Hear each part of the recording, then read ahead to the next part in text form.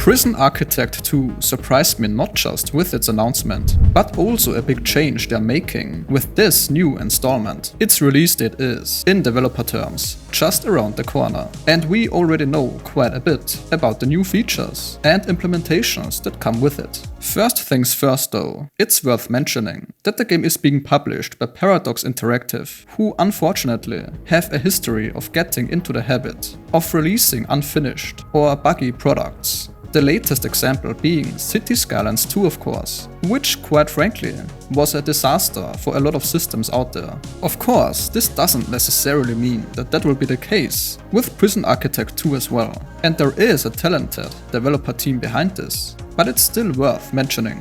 We'll also have to be fair here and acknowledge that Paradox is often appreciated for its long-term support for their games. This had to be said. Now, I took a close look at Prison Architect 2 and put everything important that you need to know into this video, as well as the expectations I'm going to set for myself. I'm still trying to keep this video as short as possible while retaining all information, so if you're looking to properly set your expectations as well, without spending hours researching, stay with me. In general, Prison Architect is a construction and management simulation game, where players design, build and run their own prison.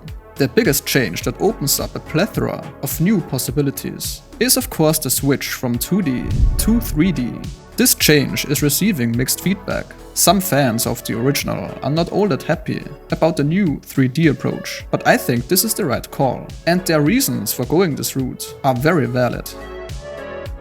Probably the most immediate impact is the ability to design and manage your prison across multiple floors. And this is huge, more than you might think if you haven't played the previous game. It is pretty much taking strategic complexity to the next level. For example, sightlines for security cameras and guards become more complex with the additional floors of course. This in turn means we need to take how these layers interact with each other into consideration. Since all characters are 3D models as well now, they can present us a more believable and authentic prison experience. For instance, your prisoners have animated hands and fingers now. Once again, this may not sound all that significant on paper, but when taking a closer look at this particular footage for example, we can see that it does contribute a lot in creating more realistic interactions. More complex animations enable characters to express a wider range of emotions and also behaviors, which can lead to a deeper connection between us as a player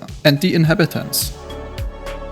The developers took the opportunity to enhance the building tools as well. Foundations are now automatically added when constructing rooms. Walls and floors are highlighted during construction for better visualization, stuff like that. This should make it easier as well for people just starting out. I remember that my first hours in Prison Architect were a bit frustrating at times, trying to figure out the reason why I can't make the specific room or building work. There is a new gap tool that allows for the removal of floor sections to create open spaces between floors. This can be used for aesthetic designs, but also functional purposes, like guard catwalks for example. Prison Architect 2 also offers more complex room and object management, including both basic and specialized types, essential for prisoner rehabilitation and morale, with the ability to designate secure and non-secure zones. It is clear that going 3D opens up so many possibilities, and it seems like those are implemented with thought and care.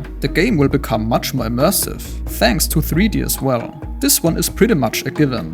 Whether it's going to lose its unique charm, well, I'm not sure about that one. I think this is one of the factors that will only really show once we can actually play the game. Building in 3 dimensions could, on the other hand also, should it not be implemented or explained correctly, be overwhelming for players new to these types of games. But given that they are already releasing in-depth guides for this game, I imagine the in-game tutorial will be sophisticated enough. At least, I do hope so. In the end, seeing it's published by Paradox now, there is a chance that the game will have a rough launch and a lot of paid DLCs, but it does have a lot of potential to become a really great game if they don't mess it up. I will certainly keep an eye on this one, and as always, if this helped you out, a like is appreciated.